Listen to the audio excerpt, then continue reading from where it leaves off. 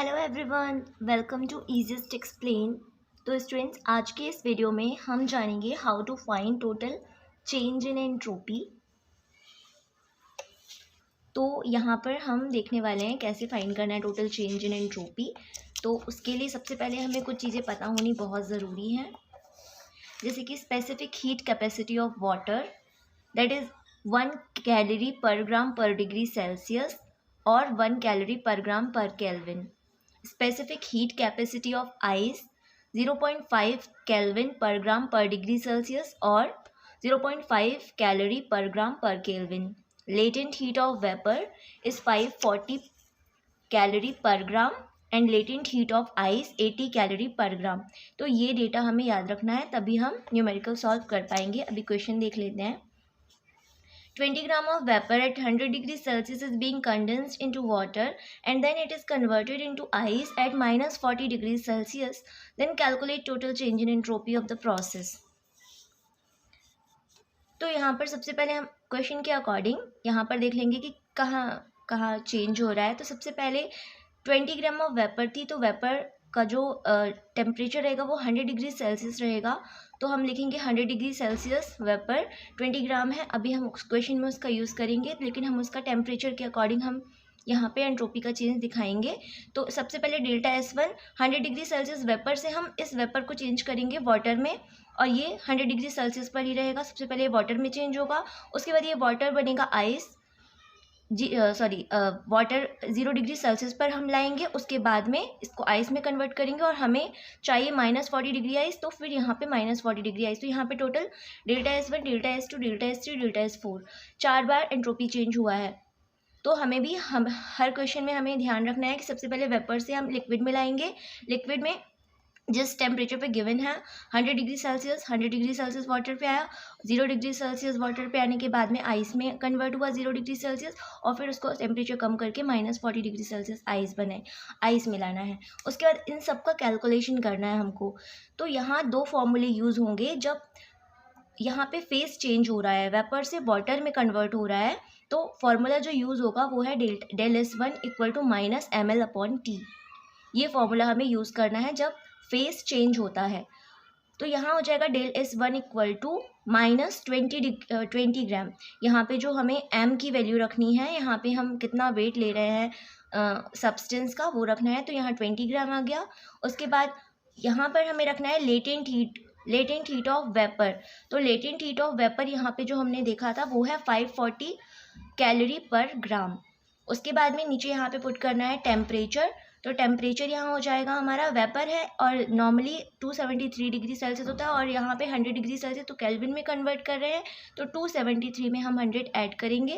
तो यहाँ हो जाएगा del S1 equal to -10800/373 calorie पर केल्विन।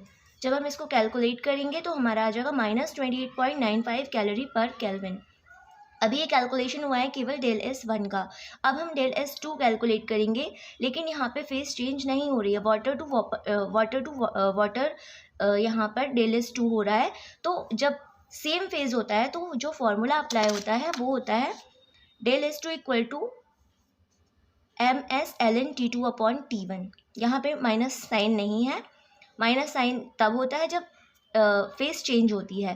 तो डेल S2 इक्वल टू यहाँ पर फिर से m की जगह हम रखेंगे 20 ग्राम इंटू 2.303। ये जो नेचुरल लॉग है इसे हम लॉग बेस 10 में जब चेंज करते हैं तो यहाँ 2.303 का मल्टीप्लाई होता है, तो यहाँ मल्टीप्लाई करेंगे इंटू लॉग 273/373।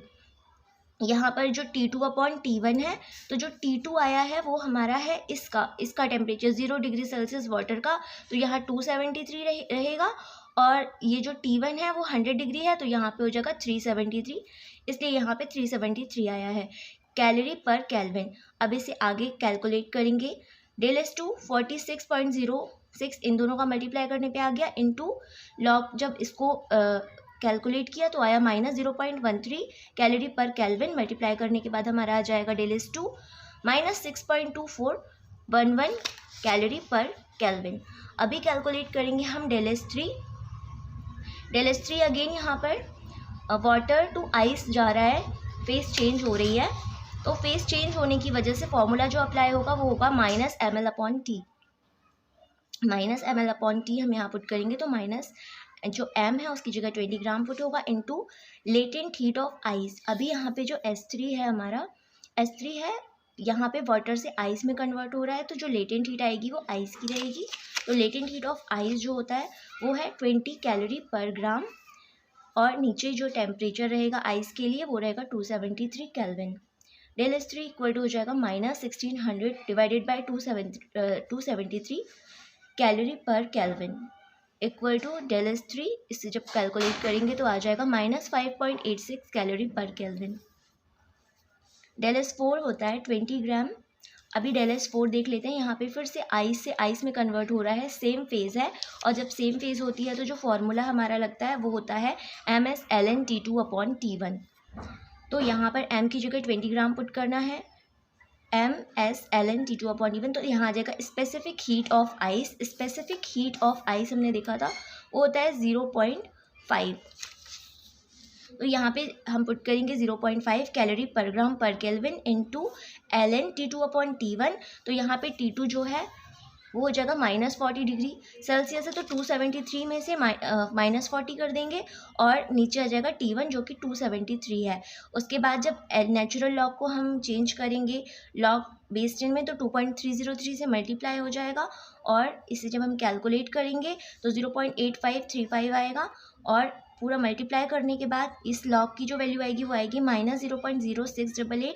इसे पूरा मल्टीप्लाई करेंगे तो डेल S4 की वैल्यू इतनी आ जाएगी -1.5845 कैलोरी पर केल्विन।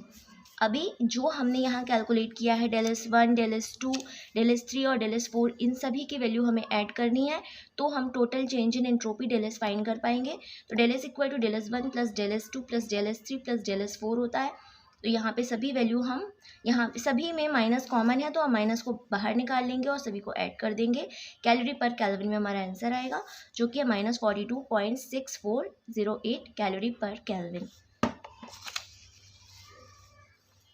तो इस तरीके से यहाँ पे एंट्रोपी फाइंड की जाती है। जब भी total change in entropy of process find करने आता है तो हमें ये डेटा याद रखना होता है।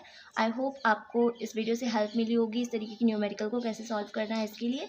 अगर आपको ये वीडियो पसंद आया है तो प्लीज़ चैनल को सब्सक्राइब कर लीजिए, और अगर कोई भी क्वेरी हो इस वीडियो से रिलेटेड तो आप कमेंट कर सकते हैं। Okay, thanks for watching.